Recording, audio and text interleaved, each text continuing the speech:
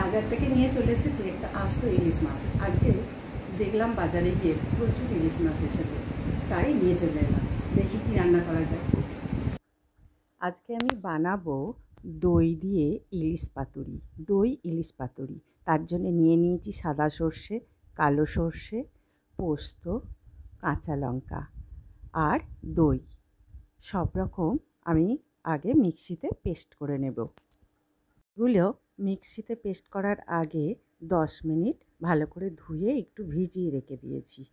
তারপর ঢাকনা দিয়ে রেখে তারপর সেটা খুলে আর মিক্সিতে আমি পেস্ট করে নিয়েছি।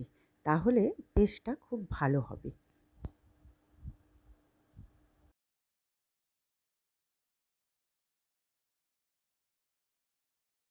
আমরা জানি পাতুরি মানেই কলা পাতা, তাই কলা পাতাগুলোকে চাটুতে একটু ভালোভাবে সেঁকে নিচ্ছি, যাতে কলা পাতাটা ফেটে না যায়, একটু নরম নরম হয়ে থাকে। তাই সব কলা পাতাগুলোই ভালো করে সেঁকে নেওয়া হচ্ছে। এরপর মাছগুলিতে নুন আর হলুদ ভালোভাবে মাখিয়ে নিতে হবে, একটুও মানে গায়ে যেন একদম হলুদ ভাবটা থাকে।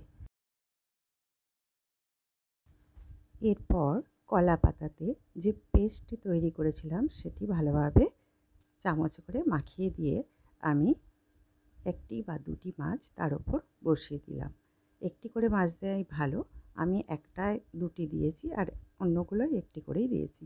তার ওপর দিয়ে দিলাম আরেকটু পেস্ট, যাতে ভালোভাবে মশলাটা মেখে যায়, এবং তার ওপর দিয়ে দিয়েছি একটা কাঁচা লঙ্কা আর একটু কাঁচা সর্ষের তেল দিয়ে ভালোভাবে একটি সুতোর সাহায্যে বা কলা পাতার যে ছোর থাকে কলা পাতার ছোর দিয়ে ভালো করে কলা পাতাটি টাইট করে বেঁধে নেব, যাতে মশলা বা মাছ কোনোটাই বেরিয়ে না যায়।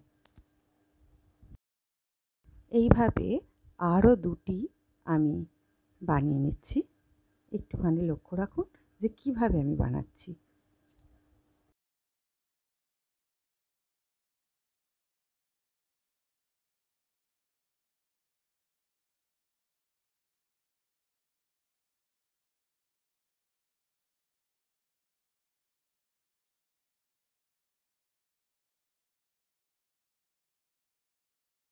সবগুলো আমার বানানো কমপ্লিট হয়ে গেছে। এবার গরম কড়ায় তেল দিয়ে দিয়েছি। তেল দিয়ে এবার একটা একটা করে এগুলি ভেজে নেব, ঢাকা দিয়ে দিয়ে ভেজে নেব অল্প আঁচে, খুব বেশি আঁচে নয়, মিডিয়াম আঁচে ভেজে নেব। দেখুন ভাজা ভাজা প্রায় হয়ে গেছে। এবার আমি এটা খুলে দেখব কতটা ঠিকঠাক হয়েছে। এবার কলা পাতাটা আমি ছাড়িয়ে নিচ্ছি, ছাড়িয়ে নিয়ে দেখব যে মাছগুলো ঠিকঠাক হয়েছে কি না। দেখুন খুব সুন্দর টেস্ট এবং দারুণ গন্ধ, আর নরমও হয়েছে।